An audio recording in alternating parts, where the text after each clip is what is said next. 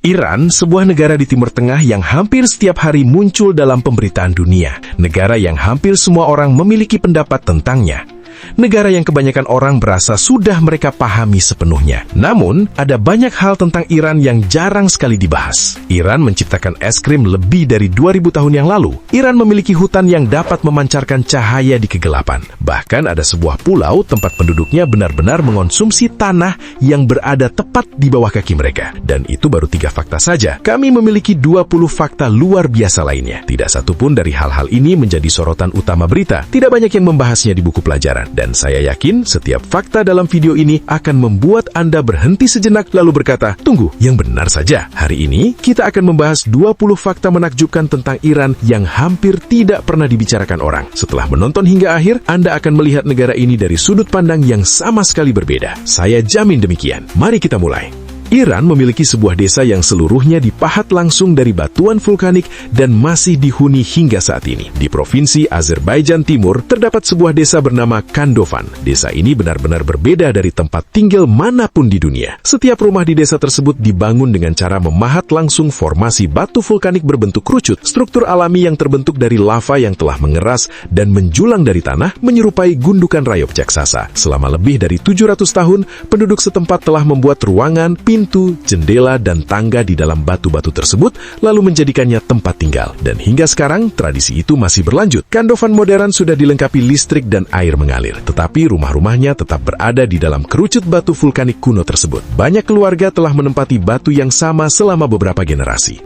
Iran juga memiliki sebuah pulau tempat penduduknya mengonsumsi tanah yang mereka pijak. Pulau Hormuz yang terletak di Teluk Persia terkenal karena lanskapnya yang penuh warna. Pantai merah, pegunungan kuning, tanah berwarna ungu, serta formasi batuan bergaris yang tercipta dari kandungan mineral yang sangat unik. Namun, ada satu fakta tentang Hormuz yang benar-benar membuat banyak orang tercengang. Masyarakat setempat menggunakan tanah merah yang kaya akan zat besi sebagai bumbu masakan. Mereka mencampurkannya ke dalam roti, mereka menambahkannya ke hidangan ikan. Mereka menggunakannya sebagai penyedap makanan. Bahan tersebut dikenal dengan nama gelak dan telah menjadi bagian dari tradisi kuliner Hormuz selama berabad-abad. Tanah ini aman untuk dikonsumsi karena komposisi mineralnya yang khas. Rasanya memberikan sentuhan gurih dan kaya mineral yang tidak dapat ditemukan di tempat lain di dunia. Pola kotak-kotak ternyata berasal dari Persia kuno, mulai dari bendera balap, seragam sepak bola, dunia mode, lantai keramik, hingga taplak meja. Pola ini menjadi salah satu desain visual yang paling dikenal dan paling banyak digunakan dalam sejarah peradaban manusia. Dan menurut berbagai catatan sejarah, pola tersebut pertama kali berkembang di Persia kuno. Arkeolog telah menemukan pola kotak-kotak pada berbagai artefak dari Iran kuno yang berasal dari ribuan tahun lalu, termasuk pada kain, tembikar, dan ornamen arsitektural. Motif tersebut kemudian menyebar dari Persia melalui jalur sutra menuju Congkok, bergerak ke arah barat menuju Eropa, dan akhirnya dikenal di seluruh dunia. Jadi, ketika Anda melihat bendera kotak-kotak dikibarkan di akhir balapan Formula One, sebenarnya Anda sedang melihat sebuah pola yang pertama kali dirancang oleh seseorang di Persia kuno ribuan tahun sebelum mobil balap pertama pernah diciptakan.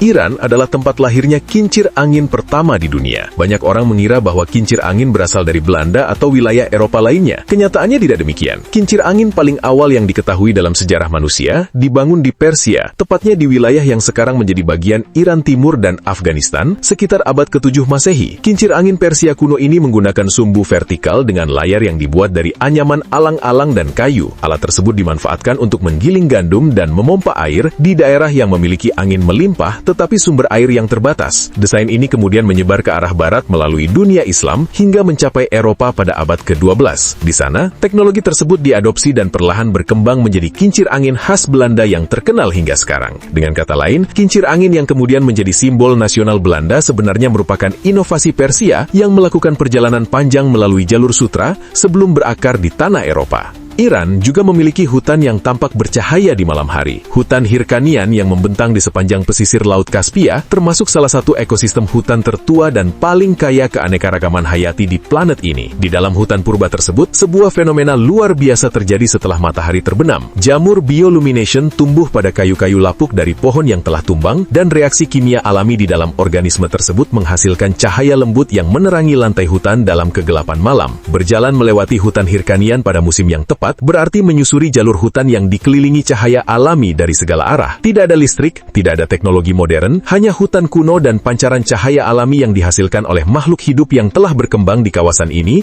selama jutaan tahun. Iran memiliki hutan bercahaya yang menakjubkan, salah satu hutan tertua di dunia yang berdiri tenang di tepi Laut Kaspia. Iran juga menciptakan sistem pos pertama di dunia lebih dari 2.500 tahun yang lalu. Banyak orang beranggapan bahwa layanan pos merupakan penemuan modern. Faktanya, sistem tersebut telah ada sejak era Kekaisaran Persia lebih dari 2,5 milenium yang lalu. Sistem ini dikenal dengan nama Chaparhane. Jaringan tersebut terdiri dari pos-pos pergantian yang tersebar sepanjang ribuan kilometer. Para kurir berkuda akan melaju secepat mungkin menuju stasiun berikutnya, menyerahkan pesan kepada pengendara baru yang menunggu dengan kuda yang masih segar, lalu perjalanan pesan terus berlanjut tanpa henti. Melalui metode ini, sebuah pesan dapat dikirim dari satu ujung Kekaisaran Persia ke ujung lainnya hanya dalam hitungan hari. Pada masanya, sistem tersebut merupakan salah satu jaringan komunikasi tercepat dan paling efisien yang pernah dibangun oleh manusia. Fakta berikutnya, bangsa Persia menciptakan es krim lebih dari 2.000 tahun yang lalu. Banyak orang menganggap es krim sebagai makanan modern. Namun kenyataannya tidak demikian. Lebih dari 2 milenium yang lalu, masyarakat Persia kuno telah menikmati hidangan beku yang dikenal dengan nama syarbat. Mereka mengambil salju dari pegunungan, lalu mencampurkannya dengan sari buah, sirup anggur, dan air mawar sebelum disajikan dalam keadaan dingin. Pada masa itu, makanan tersebut dianggap sebagai kemewahan yang hanya dapat dinikmati oleh kalangan bangsawan dan keluarga kerajaan. Konsep makanan penutup beku ini kemudian menyebar ke arah barat melalui dunia Arab hingga mencapai Eropa. Seiring berjalannya waktu, hidangan tersebut berkembang menjadi es krim yang kini dikenal dan dikonsumsi di seluruh dunia. Jadi, ketika Anda menikmati semangkuk es krim hari ini, sebenarnya Anda sedang menikmati hasil dari sebuah gagasan yang telah diciptakan masyarakat Iran sekitar 2.000 tahun sebelum toko es krim pertama dibuka di tempat lain di muka bumi. Masyarakat Iran juga berhasil menciptakan lemari pendingin sekitar 2.000 tahun sebelum listrik ditemukan. Sebelum adanya listrik, kompresor diciptakan, dan bahkan sebelum teknologi modern berkembang, orang-orang Iran kuno telah membangun sistem pendingin yang sangat canggih. Bangunan tersebut dikenal dengan nama yahcal, yaitu struktur besar berbentuk kerucut yang dibuat menggunakan campuran bata lumpur khusus yang tahan panas dan mampu mempertahankan es tetap membeku sepanjang musim panas meskipun berada di tengah gurun. Sistem ini bekerja melalui kombinasi dinding tebal yang berfungsi sebagai isolator, ruang penyimpanan bawah tanah, serta sistem sirkulasi udara yang dirancang dengan sangat cerdas sehingga suhu di dalamnya dapat tetap berada di bawah titik beku, bahkan ketika suhu di luar mencapai lebih dari 40 derajat Celcius. Bangsa Persia kuno memproduksi es saat musim dingin, menyimpannya di dalam yahcal, lalu menikmati minuman dingin saat musim panas. Semua itu dilakukan sekitar 2.000 tahun sebelum peradaban lain menemukan cara serupa.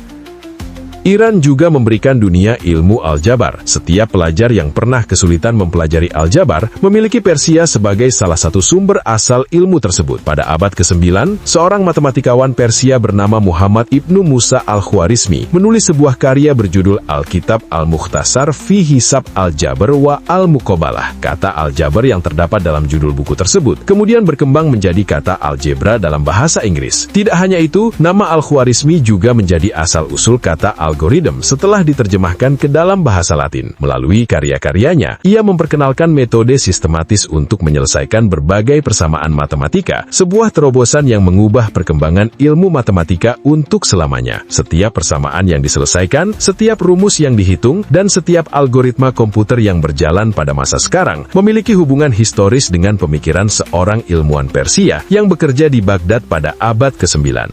Permainan catur juga berkembang di Persia sebelum akhirnya dikenal oleh seluruh dunia. Memang benar bahwa catur pertama kali muncul di India dalam bentuk permainan yang disebut caturangga. Namun versi permainan yang dimainkan oleh miliaran orang saat ini terbentuk di Persia. Ketika permainan tersebut tiba di Persia pada abad ke-6, masyarakat Persia melakukan berbagai perubahan besar. Mereka memperkenalkan aturan baru, menambahkan jenis bidak baru, serta memberikan nama baru pada permainan tersebut. Dari Persia, permainan ini kemudian menyebar ke berbagai wilayah dan akhirnya menjadi salah satu permainan strategi paling terkenal sepanjang sejarah manusia. Masyarakat Persia menamai permainan itu shatranj. Istilah checkmate yang digunakan dalam permainan catur modern berasal dari ungkapan Persia shahmat yang secara harfiah berarti raja telah mati. Ketika pasukan Arab menaklukkan Persia, mereka mempelajari permainan tersebut dan kemudian membawanya ke berbagai wilayah dunia Islam. Iran juga memiliki ruang bawah tanah alami yang membeku dan digunakan masyarakat setempat sebagai lemari pendingin selama berabad-abad. Di kawasan gurun yang terletak di Iran bagian tengah, terdapat formasi geologi unik yang memungkinkan udara dingin dan padat turun ke dalam rongga bawah tanah lalu terperangkap di sana. Akibatnya, suhu di dalam ruang-ruang tersebut dapat tetap berada di bawah titik beku, bahkan ketika musim panas sedang berlangsung. Jauh sebelum teknologi pendingin modern ditemukan, masyarakat lokal telah memanfaatkan ruang bawah tanah alami yang dingin ini untuk menyimpan makanan, mengawetkan daging, dan menjaga minuman tetap segar selama musim panas gurun yang sangat panas. Beberapa desa bahkan membangun seluruh sistem penyimpanan bahan makanan mereka berdasarkan keberadaan ruang pendingin alami tersebut. Pengetahuan mengenai lokasi-lokasi ini diwariskan dari satu generasi ke generasi berikutnya selama ratusan tahun. Iran bukan hanya menciptakan sistem pendingin buatan melalui bangunan yahcal, tetapi juga menemukan serta memanfaatkan sistem pendingin alami yang disediakan langsung oleh alam. Ini adalah sebuah negara yang berhasil menemukan dua metode berbeda untuk menjaga benda tetap dingin ribuan tahun sebelum sebagian besar dunia mengenal satu cara pun untuk melakukannya. Iran juga terkenal sebagai penghasil karpet tenun tangan terbaik di dunia. Karpet Persia bukan sekedar alas lantai biasa. Karpet ini merupakan salah satu bentuk karya seni paling luar biasa yang pernah diciptakan manusia. Seorang penenun karpet ahli di Iran bekerja menggunakan sutra atau wol berkualitas terbaik, lalu mengikat simpul demi simpul secara manual dengan tingkat ketelitian yang sangat tinggi. Dalam banyak kasus, jumlah simpul yang dibuat dapat mencapai lebih dari 1 juta simpul per meter persegi, membentuk pola yang sangat rumit dan memukau. Untuk menyelesaikan satu karpet Persia berukuran besar dengan kualitas tinggi, sekelompok penenun berpengalaman dapat menghabiskan waktu antara 3 hingga 5 tahun. Setiap desain memiliki makna kultural tersendiri dan biasanya diwariskan dalam keluarga selama beberapa generasi. Selain itu, setiap wilayah di Iran mempunyai corak, pola, dan kombinasi warna yang berbeda, sehingga menghasilkan identitas khas pada karpet yang mereka buat. Karpet Persia terbaik bahkan dapat terjual dalam lelang internasional dengan harga mencapai jutaan dolar. Selama lebih dari 2.500 tahun, Iran telah menghasilkan mahakarya-mahakarya tekstil ini.